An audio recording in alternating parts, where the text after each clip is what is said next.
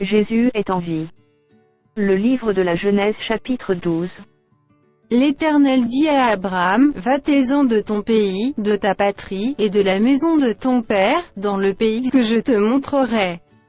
Je ferai de toi une grande nation, et je te bénirai, je rendrai ton nom grand, et tu seras une source de bénédiction.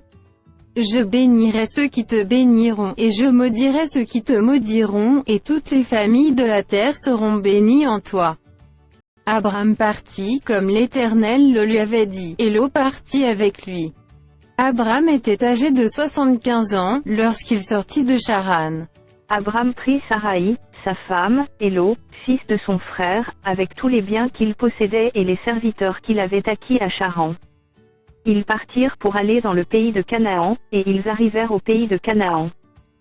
Abraham parcourut le pays jusqu'au lieu nommé Sichem, jusqu'aux chênes de Morée.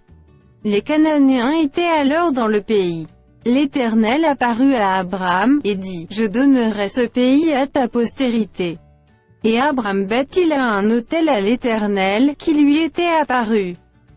Il se transporta de là vers la montagne, à l'orient de Béthel, et il dressa ses tentes, ayant Béthel à l'occident et Haï à l'orient.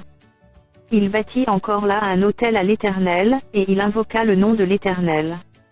Abraham continua ses marches, en s'avançant vers le midi.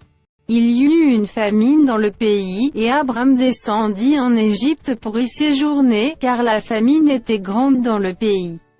Comme il était près d'entrer en Égypte, il dit à Saraï, sa femme, « Voici, je sais que tu es une femme belle de figure.